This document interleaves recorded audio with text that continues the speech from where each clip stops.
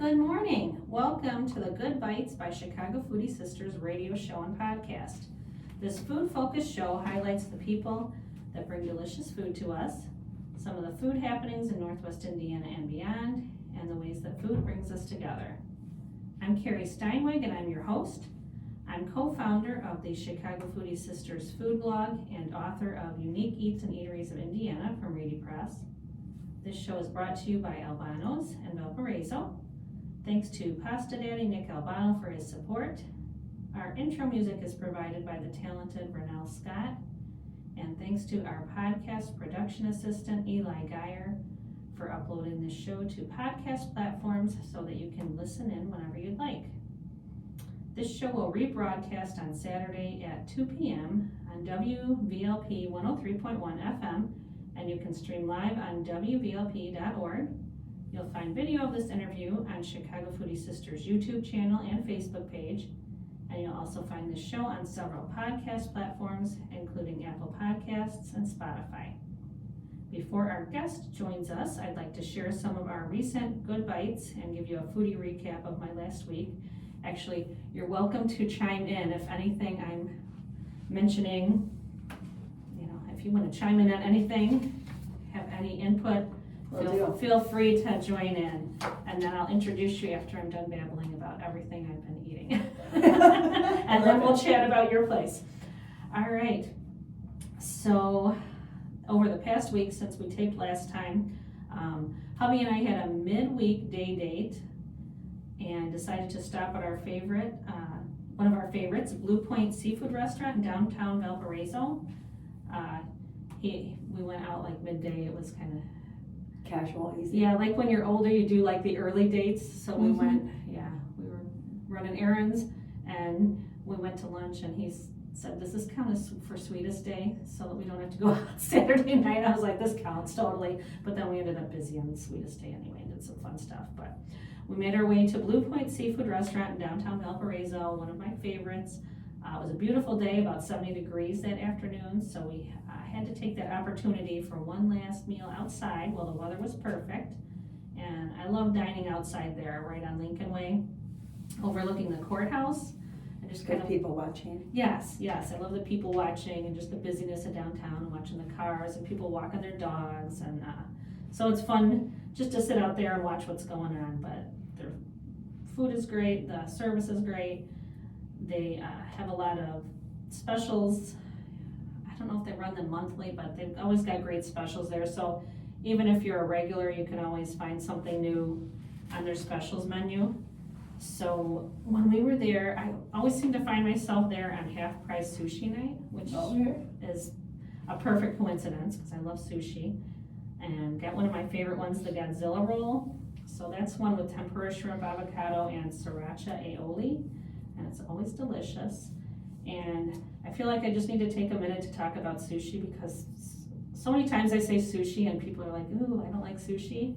But I think people just don't understand what it is. They think sushi it's all is raw. Yes, they think it's a blanket statement for raw fish, and it's not, because there's a lot of sushi rolls that you get that are vegetarian or have seafood that's cooked. And so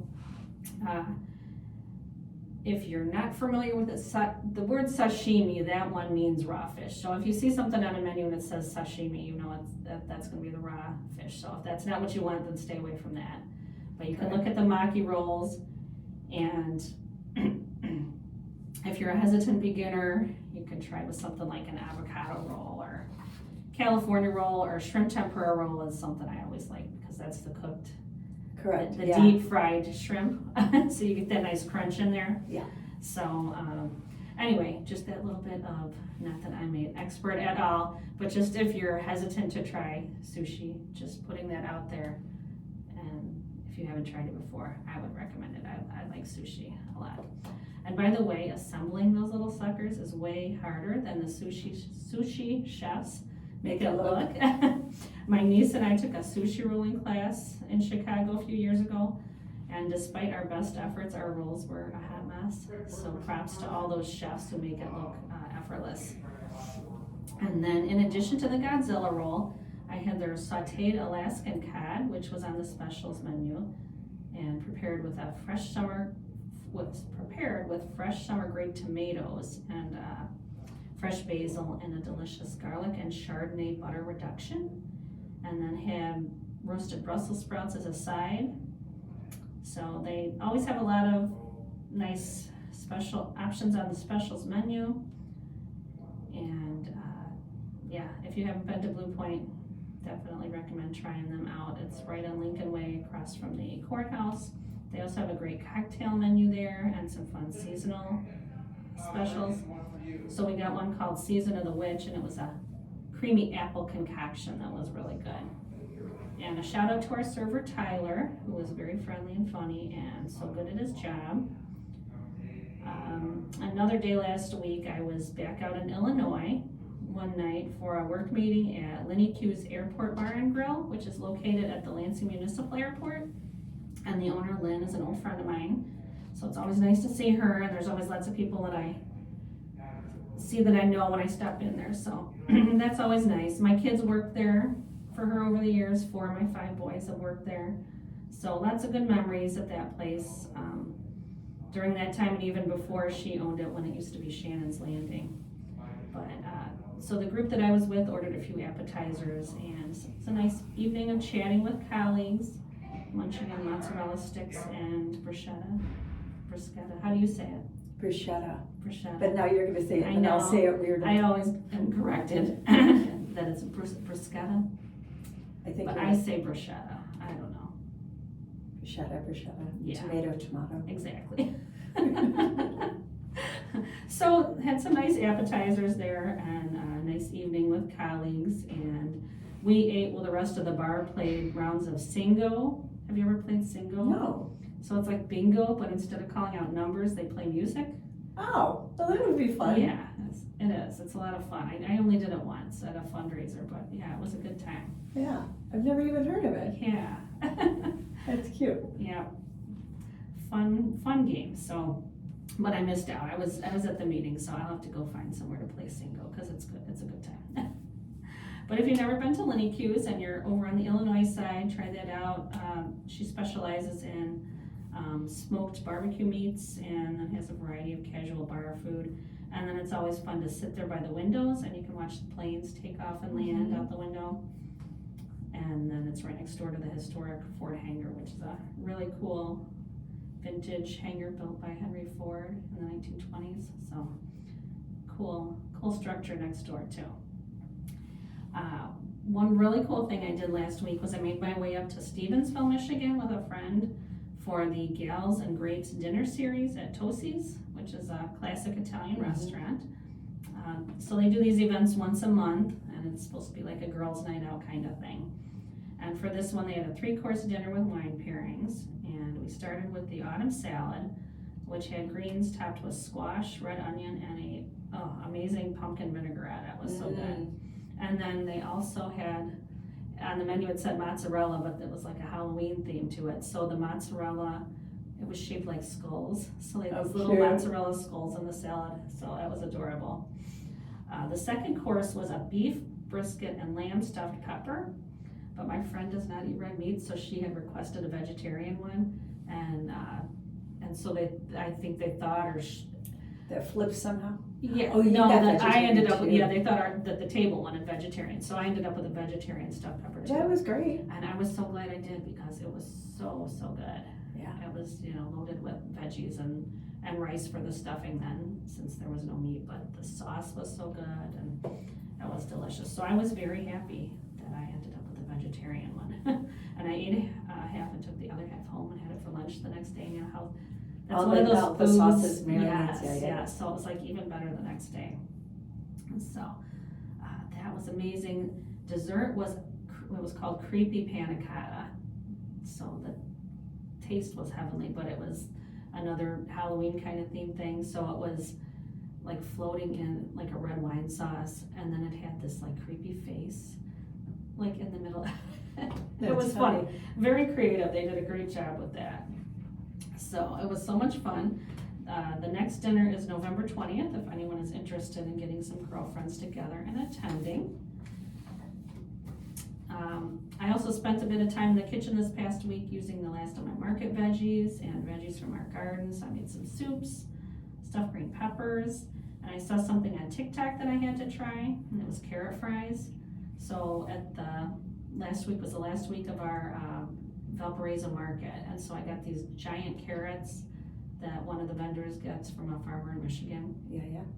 So you just cut those into, like slice them, and then you coat them in ranch seasoning and Parmesan and air fry them. And they're so good. They have like a nice crunch, but they're, very sweet carrots. I love carrots. Yeah, so those were really good. And just a little ranch for dipping, and yeah, I loved those. So that was an easy new recipe that I learned on TikTok. And speaking of TikTok, so last week I mentioned a new TikToker that I love that has blown up like just in the last couple of weeks. It's Davis Big Dog is the handle. It's Davis_big_dog. And I don't know if he's middle school or junior high, but he reviews school lunches. Oh, that's fabulous. It is awesome. That's awesome. So I love following to see what he has to say about, the corn dog or the chicken sandwich and the veggies and he reviews everything, like the milk, the orange slices, the banana. It's so much fun. So it's such a fun show or fun channel to watch, but I mean, he's got like celebrity chefs and, celebrities commenting and like doing videos about him and all these big brands. So it's kind of fun following that. So I talked about him last week, but then this past week I also found another food related TikToker that I'm loving. So it's a girl who's a high school senior, and it's Gluten Free Runner is her handle. And so she posts about running and makes gluten-free recipes. And the first time she popped up in my feed, it was a post that had gone viral because it was homecoming time, and she was talking about how she didn't want to go to homecoming because she went in her freshman year and everybody made fun of her dress, and she just had such a bad experience. She didn't want to go again. So then everybody jumped on and encouraged her to go, and there were brands and people saying they would send her dresses. And so it kind of got, I was following that because people were sending her dresses, and then she'd try on the dresses, and she was trying to figure out which one she was going to wear to homecoming. So I've been following her, That's cute. kind of for the recipes and stuff, but also to see following her homecoming experience. And then she was sent so many dresses. She picked out 3. And then she went and changed in the middle of the event 2 times to different dresses, but she's adorable. So if you're gluten-free, and even if I'm not, but I have been noticing, like for a while, I kind of cut way back on carbs and just noticed I felt that, so I don't know. I think more people are, when I don't. Not adverse. It's not like you're allergic, but your body functions better. Yeah, exactly. Yeah. So some of her recipes I've seen on there that I want to try and see how those are. But it's a cute account to follow if you're on TikTok. So, so talking about her wardrobe changes, I had a fun day on Saturday, and I got to dress up a little bit myself, and got to do 2 wardrobe changes on Saturday. Were 2 different costumes. So that was fun. The first one was for Oktoberfest, the final Prost at Journeyman Distillery. So my father. A lot of people were out and about. Yeah, it was a fun day. My father-in-law was from Berlin, and a few years ago my husband bought lederhosen, so he wears it to Oktoberfest and Brewfest and other events. And it's pretty authentic. He ordered it from Germany, and then his aunt, when he put it all together and he sent a picture to his aunt in Germany, she said, "Oh no, your hat is wrong. That looks like a tourist hat. You need to get this kind of hat. You need to put pins on your hat. Your leg wear is not right." She sent him the proper socks. The socks, that are like 2 pieces. They're like leg warmer things. Yes. Yeah. So she sent those from Bavaria for him. So he's pretty, pretty authentic there, the whole outfit. So that's fun, when he dresses up. And then I ended up getting a dirndl to go with it. And so we wear those together sometimes for stuff. So we donned our German garb on Saturday and went to the event, met some friends there, and participated in all the fun activities they had going on. So we made pretzel necklaces, we watched the keg tapping, we did the barrel rolling contest, which I kind of knocked it off course and slowed us down, so. But we did pretty good at the stein hoisting contest, both of us. Where you hold it. Yeah, although I've done them a couple times, but usually it's a big liter stein. These were the pints, so. So you could go lower. Yeah, exactly, yeah. So I enlisted, I don't know, there were maybe 6 women. When I went out, there were only 2 left, and they were probably 20 years younger than me at least. So I felt like I did pretty well, and there were a handful of guys that went out before me, so I was proud of myself. And my husband made it to the final 3, so that was a good time. Those are fun, yeah. We did all those fun activities. Your family name is held. Yeah. So all the activities were fun. They had a photo station, they had pumpkin painting too, and some other things going on. A petting zoo too. It was a family-friendly event, so. And this was their 2nd year doing it, so I will definitely be back next year. We had a great time. And they had plenty of brews. They had a half of ice and a Kolsch. They had a rich amber-colored one that was more like an Oktoberfest style, and then also an IPA. So you had 4 beer selections there. And then the buffet included German potato salad, currywurst, beer braised bratwurst with sauerkraut, spätzle, chicken schnitzel, and then apple donuts and apple fritters for dessert. So I was in my happy place. I love German food and German music. I have to give a shout out to Eddie, the DJ too, because he did an amazing job. They didn't have the live German band, but really? No, not for this one. But the DJ played all the traditional beer drinking, songs and low roll out the barrel. Right, yeah, like polka music, and then all the what's the one, tiki taki, all that stuff. Yeah, so they did that, but it was like other like pop songs too that were in German. So like we're sitting there eating, and I'm like, is this Teenage Dirtbag? And I'm like, this is so cool. So it was a lot of other, American pop hits, but in German. So it was fun. Music was good. The food was amazing. If you haven't been to Journeyman yet, I definitely recommend checking it out. They originated in 3 Oaks and then added the 2nd location here in Valpo years later. With both of them, they utilized old factory spaces that had sat vacant and renovated them, and so love that they did that. They also offer tours of the historic building in Valparaiso and do tastings in the retail space. And also in the retail space, you can find my book, Unique Eats and Eateries of Indiana. It's available there in the retail space. And Journeyman is one of the 83 eateries that's included in the book. So after that, we went home to change for our next event. We went to the Valparaiso Women's Association Royal Masquerade Ball at the Haunted Castle. So this was my 2nd time attending their masquerade ball. The members do a fantastic job with decorating and putting it all together. And it was located in their historic clubhouse at Jefferson and Washington in downtown Valparaiso. So it's a 3-story Victorian house with a big wraparound porch. And so it was rainy that night, but it was warm, so it was perfect for being out on the patio or on the porch. So we had a good time with that. And as far as the food at that event, they had a large charcuterie table, so that was fun starting out with all those goodies.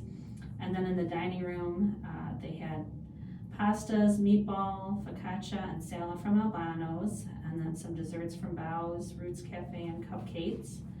And then they created a signature cocktail for the event that they called the Jester's Elixir, which was made with premium vodka, pomegranate juice, simple syrup, club soda, and lime juice. And then their other one was the Skinny Skeleton, which was just vodka, club soda, and fresh lime.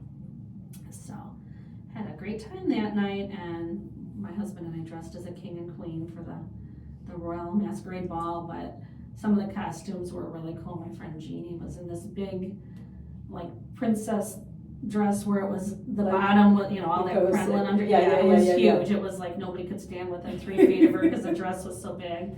And my friend Debbie was a royal gardener, and she had all the garden utensils. She had a cute one, and my friend Janet was kind of a Cruella de Vil thing going on. But my friend Gail had the best one of the night. She was the Queen of Hearts, and she had a professional makeup person, do her makeup. And it was really cool. She had like a heart Lip. and cards like coming out of her cheeks, like they had them put on with silicone, and oh, wow. Yeah, so it was amazing, the makeup, and then she made like a collar that she made on her own with the cards, which I've never seen Alice in Wonderland, so I didn't really get the whole thing. I don't know how I've never seen that in my life, but I'll have to go watch that. But she looked amazing, so. There's so many different versions of Alice now, there's so many different eras. Okay, which one do you recommend? Which one should I watch? I feel like there's one not the newest one, the one before that. Okay. Is the way I could say it. Okay, I'll have to Google the time frame. Yeah. Go back one, okay. All right. And so then we just ended the weekend yesterday celebrating my son's birthday. My son Carter turned 24. So the tradition in our family is the birthday boy gets to pick the meal. So usually it's going out to dinner, but sometimes it's at home, a favorite meal. And usually he picks Woo's house, or used to do like House of Kobe. He loves the Japanese steakhouses. Yeah. But this year he wanted to stay home and do beef tenderloin. So my husband made a beef tenderloin and made the horseradish sauce with it, and then Carter always makes mashed potatoes because he doesn't like, because I do smashed potatoes. I'm too lazy. Or he wants them all smooth. He made his own, and he puts paprika in them and sometimes garlic butter and does some different stuff with it. So he made his mashed potatoes.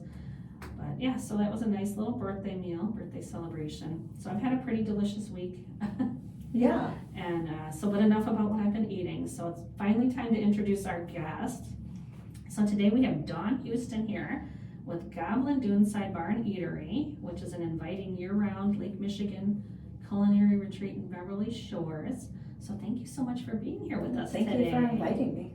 So glad to have you here. Absolutely. So first of all, I have to say that I adore your restaurant. I've been there 3 times now. Most recently, I was there last month for your Oktoberfest. Yes. Yeah, and yours was like mid-September, right? Or it was. I always do it the weekend after Labor Day. Okay, which is perfect. We love that because so many of them are like the last. Like there'll be too many like on the same weekend because they're usually later in the month. So I love that yours was nice and early, and we went there. It started with the fact that it's directly when people are still around. Mm-hmm. So a lot of people end up missing it because they're not, their kids are back at school, whatever. So I catch them on the early side, and I really like the German band that we always hire. The German, and they are pre-booked. So now I'm in the lineup for the weekend after Labor Day. Oh, great! Yeah. So now every year it's just that's my weekend. Awesome. Yeah, I've seen them so many times over the years. They're so fun. Yeah, so that was, I was so excited to see that the band was going to be there. Yeah, they're at great. Your place. Yeah, they are. They're so good. I've had others, but they're hands down the best. Yeah. They're really fun. I like them. Yeah. And I love that the money goes to the right place too. And because it's a nonprofit, correct? Yeah, it's like the they're not getting paid for being there. It's all volunteers that play. Mm-hmm. So yes, so that's really cool. Kind of sweet. Mm-hmm. Yeah, and it was perfect weather. We sat out on the patio, and it was just like a spur of the moment thing because I think I was just scrolling that morning, and I hadn't heard about it beforehand. But that morning it came up, and I told my husband, I said, "Hey, there's an Oktoberfest today. Do you want to go?" And I was like, well, let me see if there's still reservations, and I was able to get in. So I was awesome. I was so excited. So we made it out there. It was our biggest one yet, hands down. Yeah.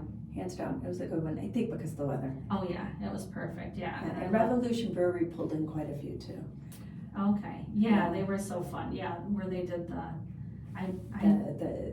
the barrel. The tapping, and then after they just kind of walked around to the tables and they'd refill that. I did a little video that it got some pretty good traction when I put it up online, just of him coming over and pouring my glass. Yeah. It's fun. They're a good company too. Yeah, and and one thing I love, because I love schnitzel. You have schnitzel on your menu all the time, don't you? Yes, we do. On your regular menu, and it's a chicken schnitzel that you guys. It is chicken. Mm-hmm. I think it's not as polarizing, right? Yeah. Like typically schnitzels feel. Right. And I just feel it with the American public, it's not as polarizing. Even pork, for that matter, with certain dietary restraints. Right. So I feel like the chicken, and it tastes great. Oh, it does. Yeah. I love that because I've been to your place 3 times, and every every time about that. I've had the chicken schnitzel. It is, between that and our burger, it's our top Yeah. purchased, for sure, top It's- purchased item. Is it? Okay, yeah, it's so good. It's got the good crunch on it. Yeah. Yeah, okay, well, I'm getting ahead of myself here. Let's just back up here and I want you to just go ahead and just, from the beginning, tell me the story of your restaurant. Oh Lordy, here we go. So it started in 2016. I started with just truly an idea and a bunch of Pinterest pics. And I moved out here, needed to redo myself. My prior career, I was 35 years in the beauty industry. Okay. And the reason why I was 35 years in the beauty industry is because my family was in the restaurant industry for 3 generations. North side of Chicago, Okay. ironically, as it's a perfect segue in the German restaurant industry. Oh, nice. Both sides of my family were Okay. kind of set in that. And came time for me to go to school and do what I thought I wanted to do. My mom was like, absolutely not, the restaurant industry is not an option, like exit stage left. So both my brother and I ironically entered the beauty industry. Really? Okay. Because hospitality is hospitality, right? Mm-hmm. And service is service. And we understood that. So both of us entered the beauty industry, had full careers, and loved it. So fast forward 35 years later, and I moved out here due to a divorce. I had twin boys who were 6 going to Chesterton for kindergarten. Okay. And thought, okay, I can go back and forth to Chicago, and I did for 5 years. But I didn't want to continue to do that and not be a part of the boys' daily lives. Yeah.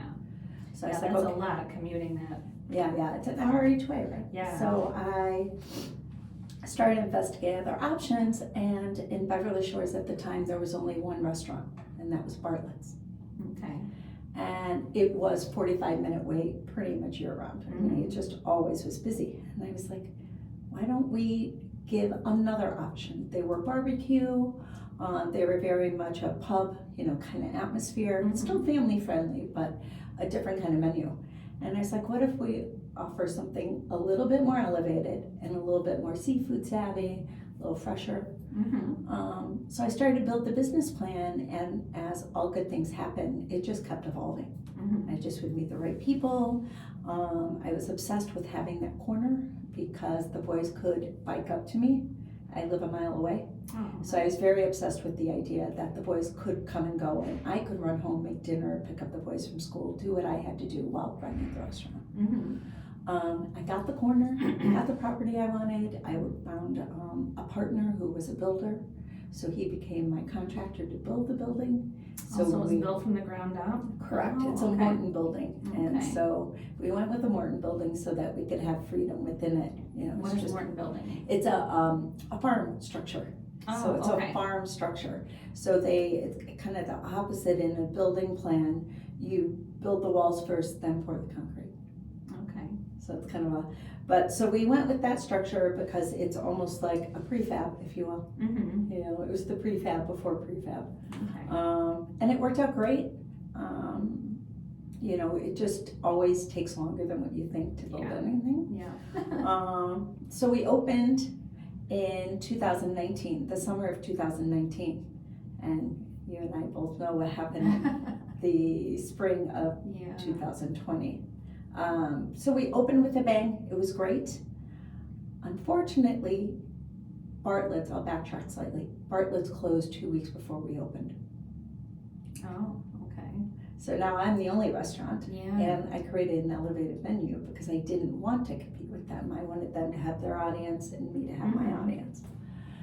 So all of a sudden everybody's coming in saying, where's the French fries? And why is this ticket higher? And where's our barbecue? Yeah. And what are you doing? Yeah. And I was like, but I thought. And so slowly but surely, now our menu is kind of a soft version of both. We still have very fresh, gluten-free, vegetarian, seafood forward items, as well as French fries and burgers and some lighter fare. And more comfort food Mm-hmm. for the people who want comfort food. So we have a little bit of both. Yeah, you do. You have a nice variety. I mean, I've ordered the schnitzel the last 2 times I've been there, but it's funny, when I dine with my husband, he doesn't even order. He's just like, okay, you pick out 2 things you like, Oh, and that's then we'll great. share. So then, he's your taster. Yeah, so I get to pick. Once in a while, if there's something he really has a taste for, he'll let me know. But we always split, so I always get to try at least 2 things, and then you add an appetizer, and then I get to try a good amount. So I can't recall off the top of my head what else I've tried there. I know we got like an appetizer one sometime that came with like hummus and the Mediterranean yeah board. And I love that. Yeah, we make our hummus in-house. We make everything in-house, to be honest. We really try to keep as much locally sourced items as possible. We work That's with the awesome. club a little bit. Even some of our vendors, they really have started to tap into some local farms. So we try to keep it Midwestern, and then you'll see a touch of that Eastern European flair from me, because it's just where my heart is, right? Yeah. And it gives, for me, it gives it some integrity knowing that I'm not a chef. So, but the German food I know, I know and love. So Yeah. I always have a little space for that. I love that. And so you said that schnitzel is one of your most popular. Oh, for sure. That and our Goblin burger. And your Goblin burger. And our burger, even our burger has a flair. It's with braised onion and buttercauss. And buttercauss is a German farm cheese. Yeah, that really creamy. So even that Exactly what throws you're a talking little nod to, Yeah. Wow. Mm. Yeah, no ketchup necessary, for sure. Yeah. Yeah.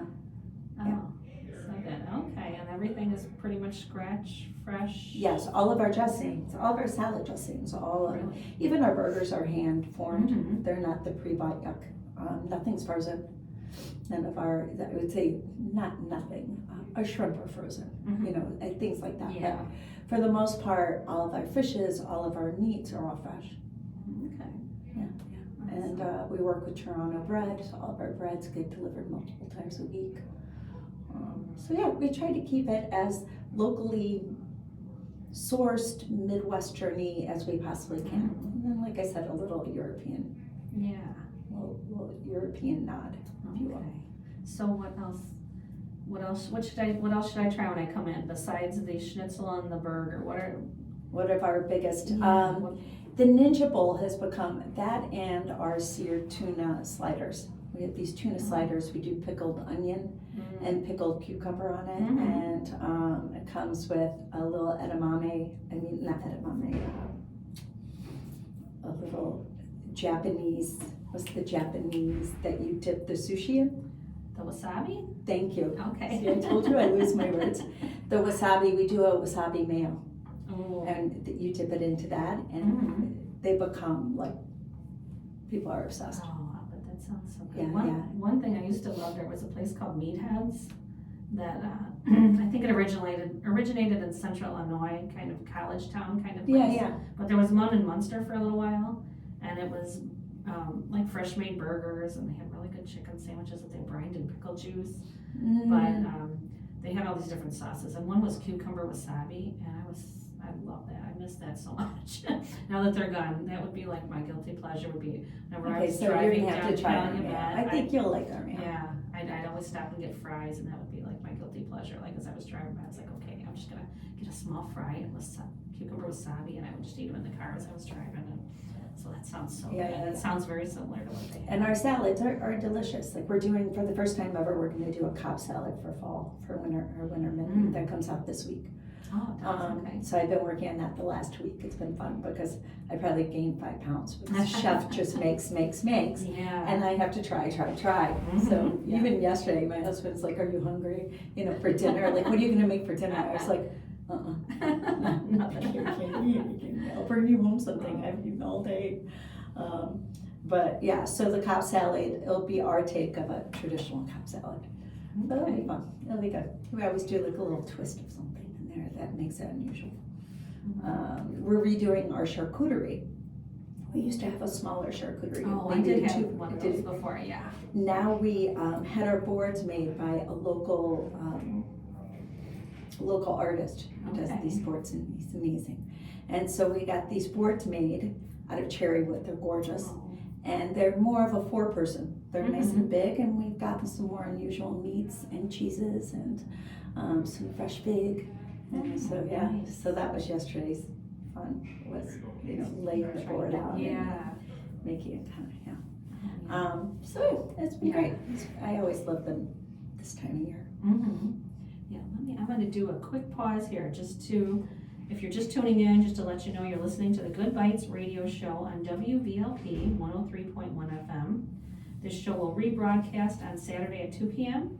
And you can also find the Good Bites by Chicago Foodie Sisters podcast on Apple Podcasts and Spotify. And we're here today with our guest, Dawn Huston from the Goblin Duneside Bar and Eatery on Beverly Shores. Hi. So let's see, we were just talking about your winter menu. So you change it seasonally then? Like Not seasonally, I do twice a year. So I'll Twice a do a year. winter menu, Okay. and then I'll change it again in April. And Okay. then we'll do a summer menu for April. Okay. Yeah, so it's fun. It's kind of a nice way to, it really not only engages our regular clientele, like you said when you went to the restaurant in Valpo, like the seafood restaurant. Yeah. It's kind of nice to keep your current clientele like with Yeah, so something there's new, something fresh, right? And then it really keeps my kitchen engaged. Yeah. They really have fun kind of creating something new.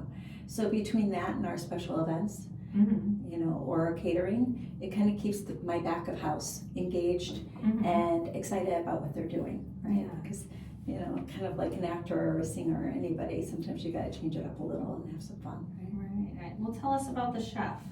Let's hear about him. Michael Montgomery has worked in the region for, I want to say close to 30 years. He's very, very well respected. I got to work with him about 2 years ago. He's been with us and been a pleasure. Chefs usually come with a team if they're really well respected. They have people that follow them and they enjoy working with. And he came with an amazing team and has made all the difference. Go back to when I opened, I think my biggest curveball is that I'm not a chef. So bonus is I understand the front of house. And I think it's a huge point of difference for us is that I really am service oriented and understand what the client needs and wants. And it's a priority in me. Negative is that the kitchen is not my sweet spot. I enjoy cooking, but that's a whole different animal. So I depend on the chef. And the first couple chefs were difficult to say the least. It's just a learning curve. I don't know that we were as aligned as I wanted to be. So when I got with Mike, it was like Just clicked, huh? Yeah, it was a pleasure for both of us. Like we really think alike. He's very common sensed. He spent his younger life in the Marines, so he's very structured. He's very respectful, which is the part that I was having a hard time with. I think that your family is your family, and everyone should be treated with respect, and the raising of the voice and the speaking down to, and all those things are unacceptable for me. It's just not okay. I don't do it in my house. I don't do it with my family. I surely don't want it at my workplace. And he's the polar opposite. He's kind and loving. He really treats his staff, which is how I feel about it. His staff's in the kitchen, and that's his babies. He really treats them really well. I allow him complete autonomy from the menu to his scheduling to how he structures that, and he gives me the autonomy to the front of house and how I make it look and feel. So it's a really great partnership. It's very it's enjoyable. wonderful. You work so well together, and then that'll show in everything. Correct, and there is no divide, which is what I always wanted. Like I really I've seen restaurants have that divide where the front of house and back of house aren't copacetic. They don't work. And our front of house and back of house, we socialize together. We, have silly conversations together. It's very respectful on both sides. So it's enjoyable. It becomes a very enjoyable place to come on a daily basis. When you spend that much time there, it should be. It should be. And your staff is wonderful, and I loved at the Oktoberfest that I was at. They were, your servers, they're also sweet and bubbly, and they all dress the part for Oktoberfest. You did too. I remember seeing you in your dirndl. Yeah. Well, remember too that for me that's always a very emotional day because my mother wore a dirndl for my whole childhood. Really? Oh, So she went to work in a dirndl every day. Oh, gosh. So every time I put on that dirndl, it's just like a little heartbreak, right? A little moment, right? Yeah, but it's fun. And all of our events, I think we've gotten slowly but surely, I think because of my hairdressing background, I love a good event. I love a good dress up. So between our Halloween, our Oktoberfest, we do a winter market where we support all the local artists and they come in rent free and are able to sell their goods for the day, for the whole weekend. When is that? That is the second weekend in December. I think that's the 15th, 16th, if I'm not mistaken. Okay. I don't know if I have that right, but I'll clarify. I'll look on my phone. But we have, this year, we're taking it up a notch. There's a nonprofit that's based in our community in Beverly Shores. And she just came to me and asked if we could make it a full Kindle Mart. I would take over the whole inside and she would take over the whole outside for a full Kindle Mart. Oh, wow. I know, I'm really super excited. Yeah. So we're putting that together now. So what was probably, I don't know, I usually have 12 vendors plus wine and beer.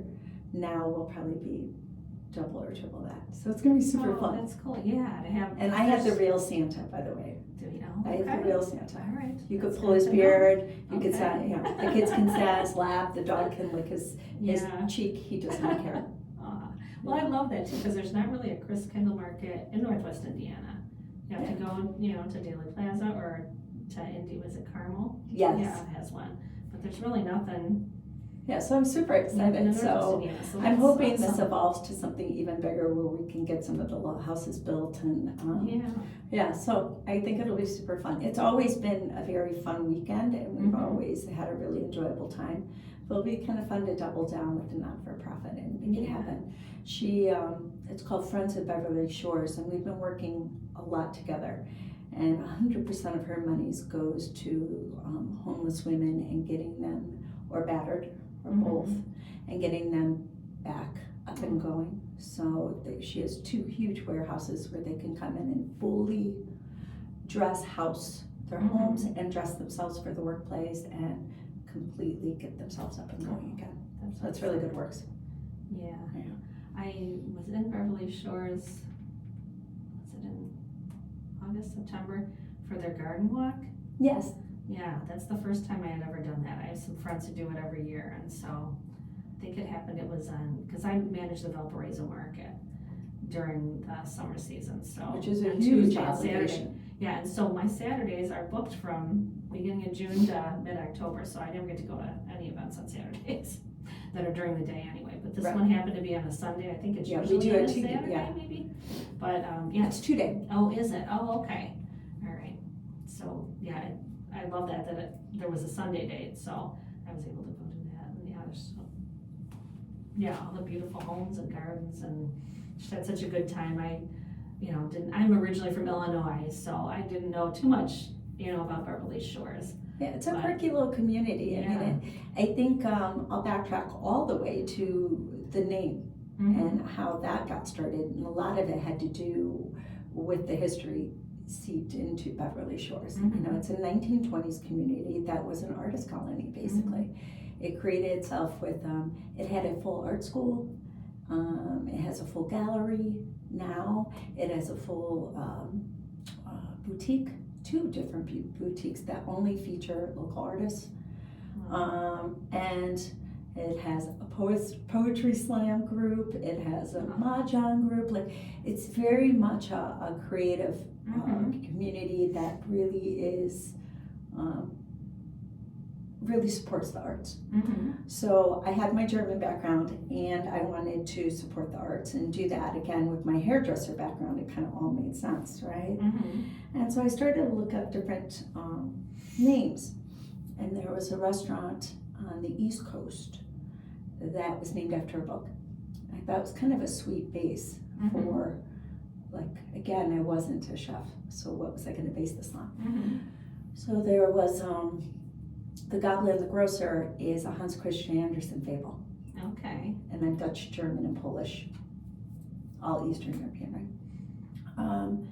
And so when I read it, it really penetrated my little heart from a standpoint of, long story short, it's about how do you do what you love and keep yourself fed. So are you able to do that thing you're passionate about about, may it be painting, poetry, or whatever, and how do you move that forward into your daily life and make that part of your daily life in some way, shape, or form. And so I thought it was kind of a sweet combination, and the Goblin, I think, is a very memorable little image in and of himself. So that's kind of the Yeah. So it was originally Goblin and the Grocer, and you kind of rebranded and renamed it this past year? Correct. It was Goblin the Grocer because when I originally opened, I had a full deli. I had a full breakfast. It had a lot more foods for sale. Okay, so kind of a little market as well, right? Correct. Yeah. Okay. And it evolved to the fact that it's 7 years later that the demand was much more to the restaurant and less to the grocer. So I had a certain amount of sales, but it wasn't enough to support how fresh the food was. Okay. Yeah, and so slowly but surely I just pulled away from the AM and became more brunch and dinner, and it really has worked. So on a daily basis for the last couple of years, everyone came in, where's your market, where's your market, where's your market? And I was like, okay, I have to rebrand before, just to take away the frustration of the consumer, really. So we spent some time on it. It's been fun to kind of rebrand and kind of freshen it up. Yeah. I always did think that was neat though, your little market area, because I thought, oh, you could right down the street to the beach, go there and get all the makings for a little picnic and that's what I go wanted. down to the beach, And now, as twisted as it sounds, probably now that the community is being is much busier because of the national park, I probably could evolve back. Like I started that way, became what we are. I probably could start to add that back because I think we are getting more notoriety out there, and I think a lot more people are coming to the area. So who's to say that it won't slowly layer back in? You know, but I'll stick with the Goblin. So now it's the Goblin. Tell us the full name again. Duneside Bar and Eatery. Okay. I did some I did some relaying of the room as well. I lowered some walls, made it a little bit more open, where the dining room bar was separate. And it made it more of an open room, and that's where I went with the eatery. It's not so much bar and restaurant. It's definitely more of an eatery room, like more open, more of a public room. Okay. Yeah, so I think that made it a little bit more casual and not so serious. Our bar is serious in the fact that we have cultivated true bartenders that have the art of conversation, which I think makes us quite a difference as well. Like I think it's nice to have a bartender who can hold a conversation and engage the customer and really like engaging the customer. And so all of our bartenders do have that skill set, which I really appreciate. Nice. Yeah. And can make a real cocktail. That's probably key. Tell us a little bit about the cocktails too. What are some of your specialties that you have there? So we do, it'll fit right into the brand. We do a Hugo Spritz, which is made with Lillet. It's like a sparkling with elderflower, Lillet, and a little Prosecco. It's delicious. Delicious. We also do a old fashioned, and we use trying to think of the bitters now. Black walnut bitters, and we work with the Amarone cherries, and it's delicious. Like it just ends up being a much warmer, fuller old fashioned. That's really delicious too. And then we're doing our espresso martini. I think is a little cleaner than some. It's not so creamy. It's more true espresso. And everybody seems to love it. I had one yesterday. That was the end of my night. Try one of those next time. They're delicious. They're delicious. So and I would say the biggest point in difference at our bar and what makes us a location is our wine list. For sure. only work with smaller wineries that you would never see in a grocery store. So we really push some smaller boutique made wines, and really have a full spectrum of wines from low to high that I think represent winemakers that really are serious about what they do. So it's really enjoyable. And then we have a wine club with Goblin across the street. Okay, yeah, and that's also that's my husband. in your family, right? Yes, Okay. It is now a partnership. My husband, our very first employee, is in the process of purchasing it. And so it's a partnership right now, but she's the next generation, right? And she's a 20-something that really is the future of the brand. She's really great. So the two of them have been collaborating a ton, and she's been really making that list even better and better. So it's been fun. It's been fun. Okay, so she help you with the like the wine selections? Is that all you? And she actually, no, she does help me now. Okay. And like next week we're going to Chicago for Burgundy tasting. Oh, nice. And I'm getting her palate all ready to take over. I'm very passionate about wine, and she's jumped on shit with me. Oh, cool. So it's fun. It's fun. Yeah. So where are you sourcing the wines from? What range? Oh my gosh, all over the world. Okay. All over the world. California, Australia, France. I just came back from Paris, and the Champagne region, like 4 days ago. So Australia, we'll do sometimes it's from Israel, sometimes from Croatia. Where else? I mean, everywhere in the world. Do you ever do any like wine pairing dinners at your place? I do. I do. Okay. Yeah, at least 4 times a year we'll do something. Okay. So I should have one coming up in early November.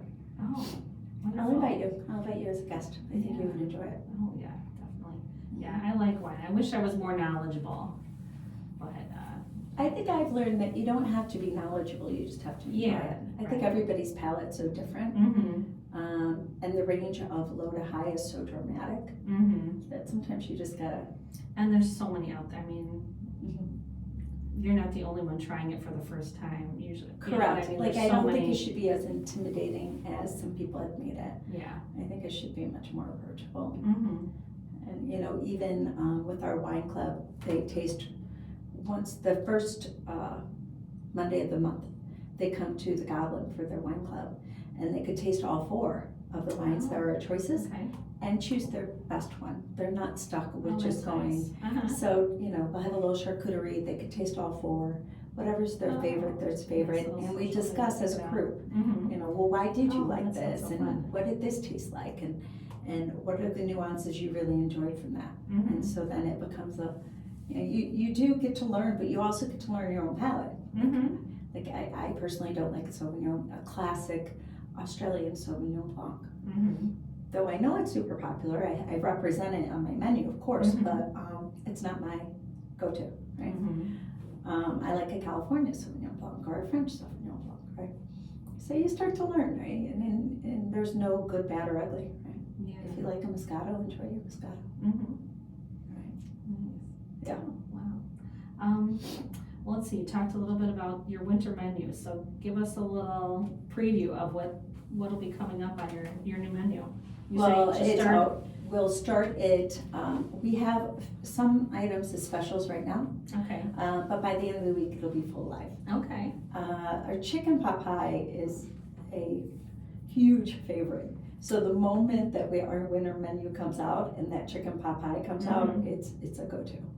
Okay. Yeah, that's a perfect winter comfort food. So that is a big go-to. And then we do the exotic meat sliders, and this meat is a combination of Wagyu, buffalo, and something else.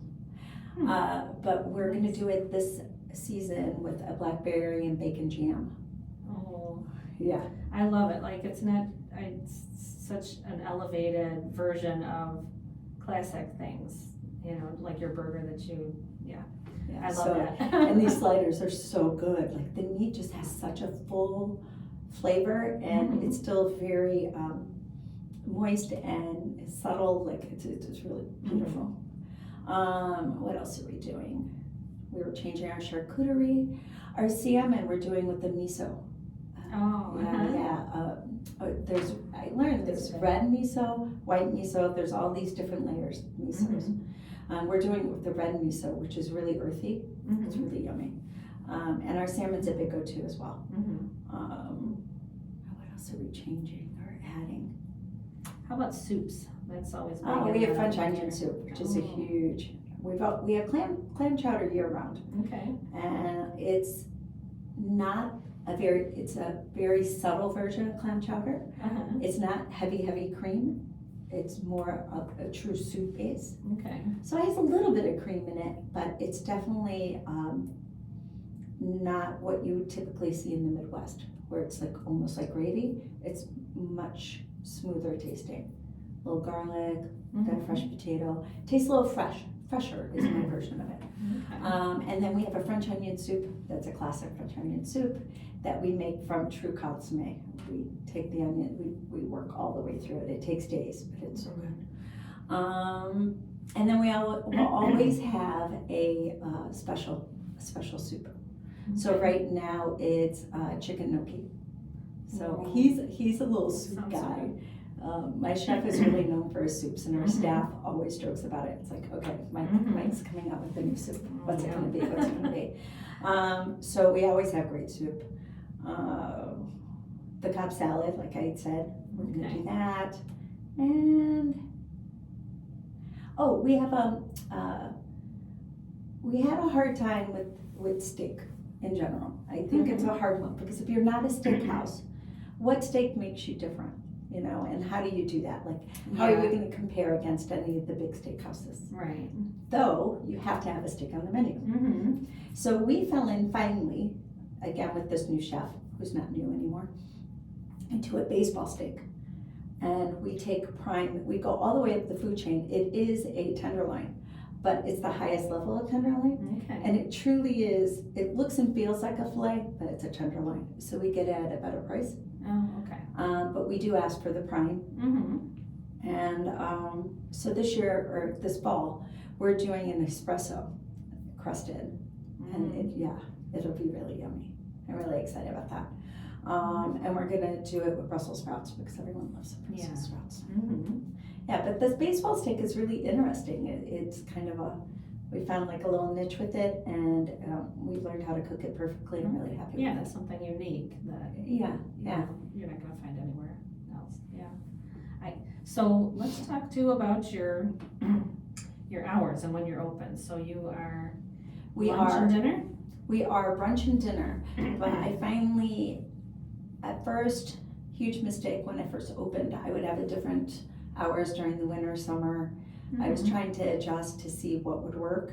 Finally, now I'm just open the same schedule year round. I think it really speaks to our regulars.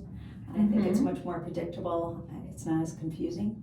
Yeah. So our newest hours are Monday, Wednesday, Thursday from 3 to 9. Okay. Okay, and then Friday, Saturday, we open for brunch at 11, and then we stop the kitchen at 9 p.m. Doesn't mean my bar's still not going on, but the kitchen stops ordering at 9 p.m. Okay. And then on Sunday, we're open from 9 to 7 p.m. Just because Sunday nights, especially near the lake, people want to get back to their home.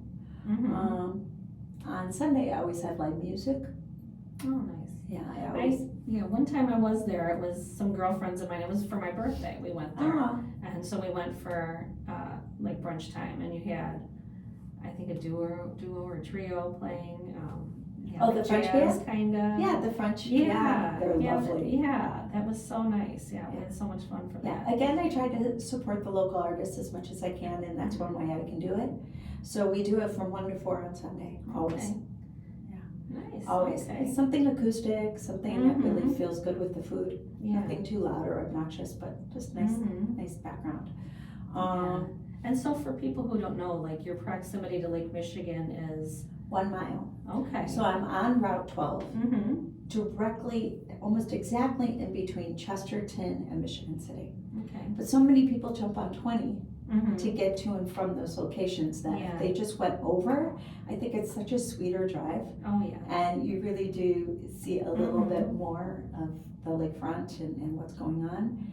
And if you dive into Beverly Shores even more, I think you could see even more of what the lakefront has to give. You know, our community has a full, it's the Homes of Tomorrow, right? Oh, and I love that. it does have the gallery, it does have the museum. And the gallery is inside the train station, correct? Yes. Which is right across, from right on the other side of the tracks, right? Yeah. Yeah. So I had Which is a awesome. guest, really sweet, yesterday morning, who was taking the train. She lived in South Bend, and she had come into O'Hare. I was taking the train from Chicago back to South Bend, and she missed her train. No, she missed her, wherever she missed something, and she needed an extra 2 hours. And instead of staying at O'Hare, she missed her train, that's for sure. Instead of staying at O'Hare, she decided to jump off in Beverly Shores and spend the 2 hours with us, and then jump back on, and then go to South Bend. Yeah. And I was like, that is so sweet. It was just such a nice little break. So I took her luggage, she went walking in the community, came back, had lunch with us, and just, it was kind of a nice little pit stop. It is a perfect little like day trip too for anybody in Northwest Indiana, just to hop on the South Shore, and yeah, you can get off and just walk right across. You can see your place from the station. Yes. And it's a lovely little day trip, and if you're a walker, it's only a mile down to the. Yeah, and a pretty mile. It's like a very straight, pretty mile. It's not hilly. It's not. Yeah. It's a really full sidewalk. You know, and they have different storyboards as you go about the history of our town, which is kind of cute too. Yeah. But the train idea has become something that would be my 2026 mission. We did a derby event with a restaurant in Miller Beach, and they came by train. So it started in Miller Beach, ended in Michigan City, and they had a whole derby with 3 different restaurants. Oh, nice. And everyone dressed to get on the train and pit stopped, and I worked with the South Shore train, so they were able just to buy 1 ticket. They started here, came to us, then went on to Michigan City, then reversed back. Oh, And there was probably 50 people, I love it. all dressed for the derby, which was super cute. Uh, It was really fun. So I think there can be more of that too, where you take advantage of the fact that the train line is right there and available. Right. Yeah, I think Yeah, it'd be it's, fun. so it's very accessible. You know what? It's crazy.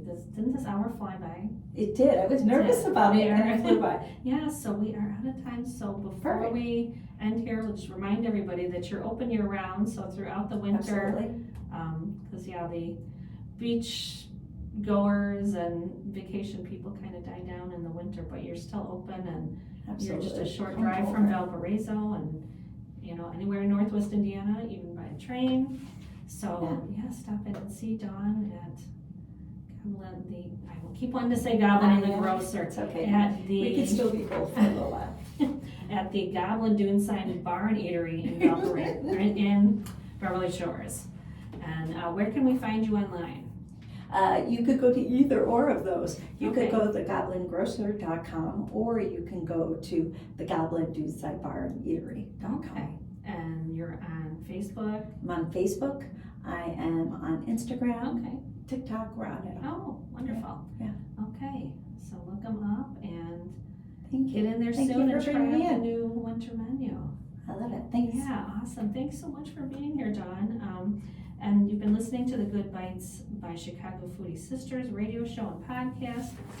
We will rebroadcast on Saturday at 2 p.m. Follow Chicago Foodie Sisters on Facebook. Subscribe on YouTube to see video of the interview. And look for Good Bites by Chicago Foodie Sisters Facebook page to find past episodes. The show will be uploaded to Apple Podcasts and Spotify, so you can listen to us there. So thank you for tuning in today, and hope you all have a delicious day. No, thank you. Oh,